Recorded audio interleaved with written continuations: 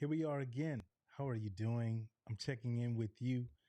Lion Flood, thank you for coming to hear another episode of Redesign Your Life. I appreciate you for being here because I know you could be anywhere else, but I appreciate you for taking a moment and listening. So let's get into it. What are we talking about today? Last week we talked about fear, and I'm going to talk to you a little bit about how I feel that it has progressed our growth and where we're going to. So who do I talk to though? Because I know I get some new listeners in every once in a while, and I've gotten some emails from people asking, like, "Hey, I heard you say this, and I heard you say that," and so I am talking to you. I am talking to the person who feels stuck in their job, feels stuck in life, who feels stuck that they can't explore things that they want to because they might get looked at differently. They might get shunned in their family. I'm talking to those people who feel like they don't have any hope left. I'm talking to that person who feels like, you know what? Why am I here? And I'm telling you, you're here because you're still loved. You have someone out there that's looking for you, that's wanting to talk to you, that's wanting to sit down and invite you. And especially now that we're coming up on the holiday season, the time that depression grabs people so much, I want to tell you to keep fighting. If you get a chance to look at the video, I know you're listening to the audio and that's great and I love that. But I also put this on my YouTube channel and make sure you check out my YouTube channel, ladies and gentlemen, at Black Negus, BLKNEGUS. Stands for Black King, Black Royalty. I'm not ashamed, I'm proud of it. But for a retired military veteran, I have suffered from PTSD and still do. I've dealt with suicidal ideology and thoughts, and I talked to the therapist, and I will say it loud and proud. Go and grab one. I have a tattoo on my arm and a couple other places as well on my finger that says continue with the semicolon and then the ellipses and three dots, which basically means, hey, I can end the sentence, I can end my life, but I choose to continue to fight, right? And it's on my right arm, you'll be able to see, let's see if we can get that in focus. You can come and check it out. But on my right arm, I have a tattoo that says continue with the three dots, the ellipses at the end. And on my left arm, I have a tattoo that says to fight with the semicolon in there. And again, means you can end the sentence, you can end your life, but you decide to keep going on. Continue to fight. So anytime I feel down, anytime I feel like I don't know what I'm doing, my world is spinning, and I tell my wife that often, I'll look at my arms in this manner and I'll say, continue to fight, and I press on. I implore you, find some help, find someone out there who would listen to you. They don't have to solve the problem, but sometimes we just need someone to listen. And that's what I'm here for as well, right? I'm a voice for an advocate for people who may feel like they don't. That's why I ask people to send me an email right into me at lion@lionflood.com. I have a voicemail option as well where you can leave a voicemail and you can do it anonymous if you want to maybe just send a message. And I'll bring some hope and some light to an episode and talk to someone. Check out my YouTube page, right? Come and see the face, come and see the energy that's being brought to you. I went on a trip this week. Again, yes, we got back from the Bahamas and had a week's rest, if I could call it that. And then right back out and went to Las Vegas to go visit the grandkids and the family. And also to pick up some items that we left there when we moved. And then I decided to, you know what, instead of flying back, I always tell my son to make memories over money. And I said, man, I want this to be a memory. So he and I decided to, well, I decided to, but he was there to cheer me on. And he's like, yeah, let's do this, Dad. And we drove from Las Vegas back to South Carolina. Yes, we rented a car and we said, let's make this like a wall. What is it? The Griswolds trip to Wally World. And let's make a memory. And this is a memory that I sure will forget. And I'm sure he won't. My whole purpose with that is I tell him all the time, I say, I want you to be, 28, 35, and I want you to tell your family if you choose to have one, hey, my dad and I, we used to go and do this. My mom, dad, and I, we used to go do this, right? So those memories that he can share with his family, and then they can build their own.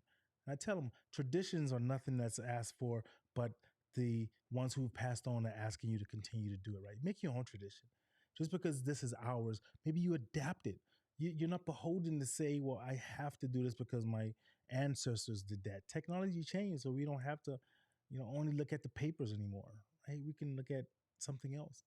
Like one of our small things is every Saturday morning, we have a record player. We put a record on and we dance and we just kind of laugh and joke. And I would love for him to carry that on with his family because there's nothing that I think and I feel that would be too intrusive if he got married and someone else was like, I don't like that tradition. I think that's something that could just be fun for all of the family. Today we put up the Christmas tree, and that was a great thing. And we have a tradition and sense in which we have ornaments that we pick up from places we traveled, right? So we just put on a new ornament today, one that we picked up from the Bahamas.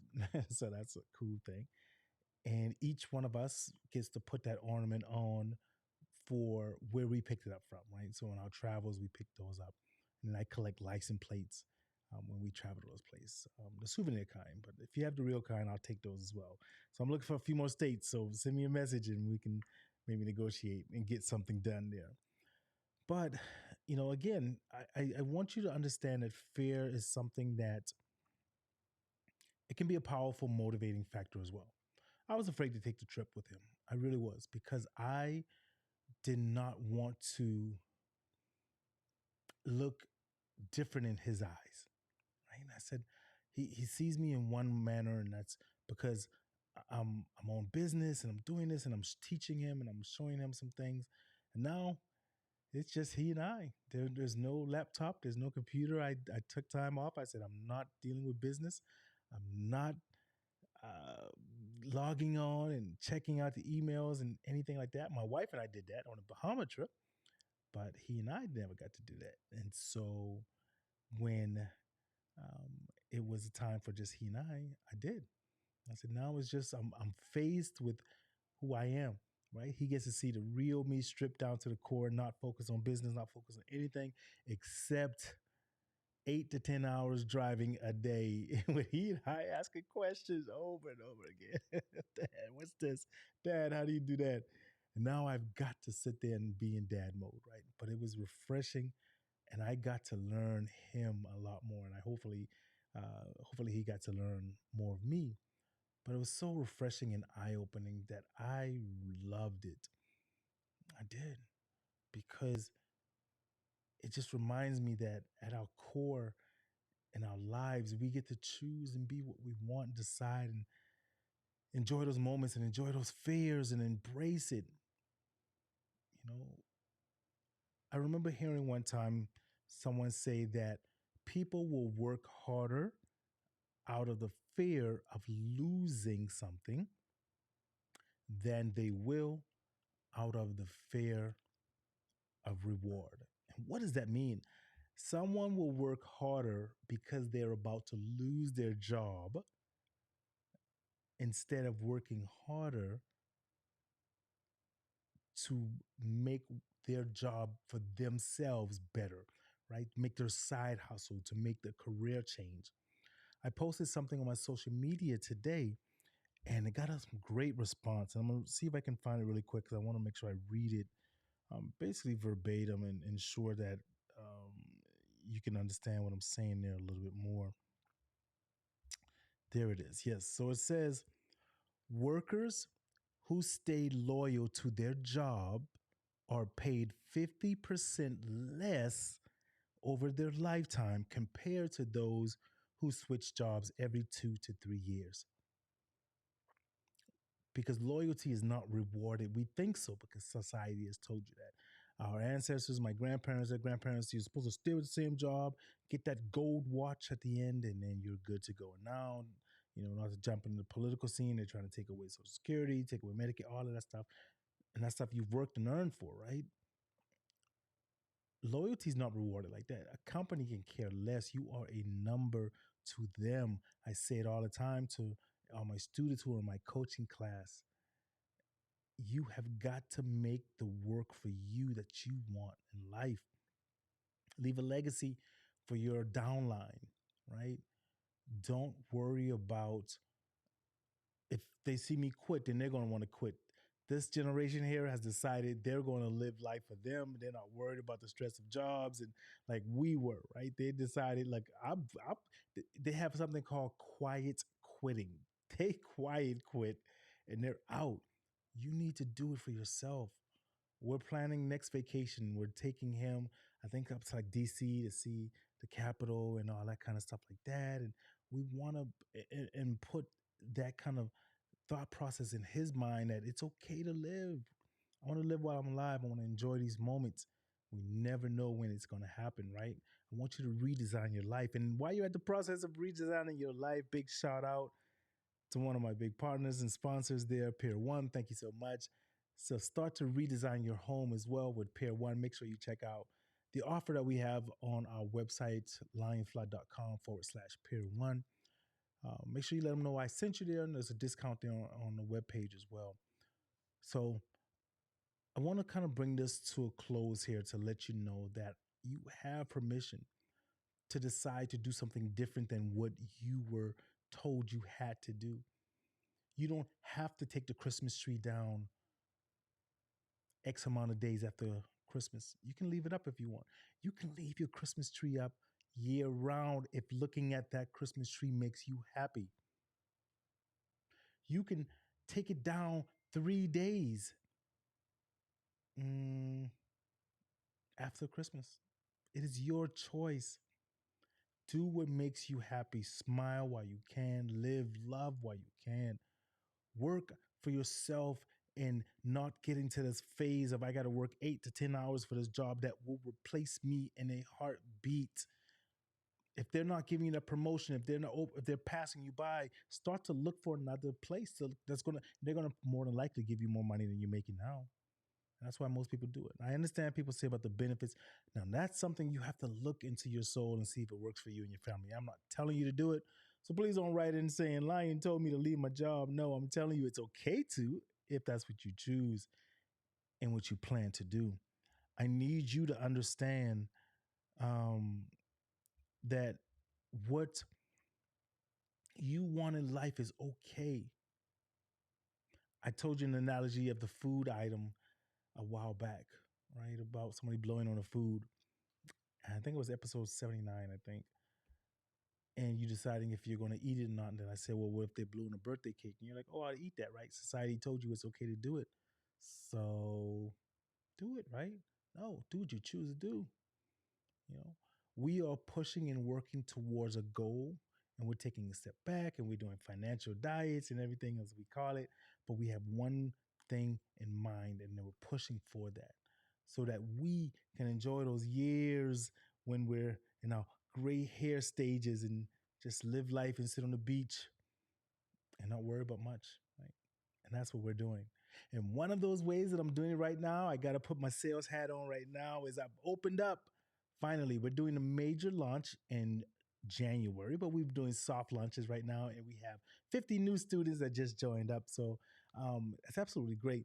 And we're doing it right now because I'm working to build that testimonial, and I've got some great testimonials already for it. So if you want to learn more about that, you can at my website, lionflood.com/coaching, and you'll be able to see the VCA, which is the Video Course Academy, for anyone who's interested in learning how to step up their virtual game. It's learning how to get on their coaching platform, whether you're a coach, a consultant, a trainer, and you do it virtually. Most people have been Zoom fatigued because we kind of had to, we were forced into it, and the virtual world is not going anywhere. So if you'd like to learn more about it, please go there, read up on it. And I have a 3-day challenge that's coming up called 3-Day Get Comfortable on Camera Challenge with myself.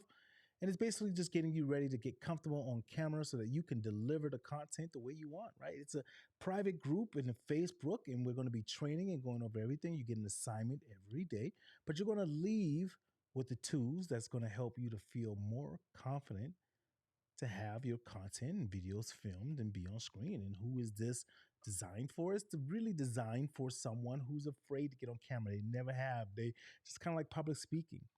Right? If you're advanced, you're more than welcome to come as well. It's free and you can learn something different. I specialize in Ecamm, and that's who I use primarily.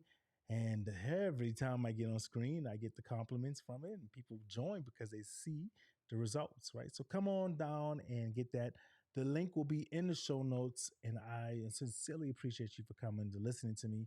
Thank you for taking this time again. Keep living while you're alive. Work to redesign your life. It's okay to not be okay. All of those things, and then make sure for all my vets out there that just passed, and I say this with every bit of love in my heart. Something my wife and I have been working to reframe the mind of thinking is tell a veteran thank you for your sacrifice, not your service. As vets, we have sacrificed way more than most people know. Time from family, physical ailments, mental health.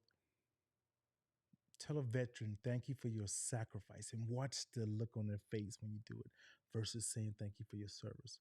Hey guys, appreciate it. Line Flood here. Thank you for taking the time. I can't wait to see you next week. Thank you all. You mean something to someone. Do not give up. Continue to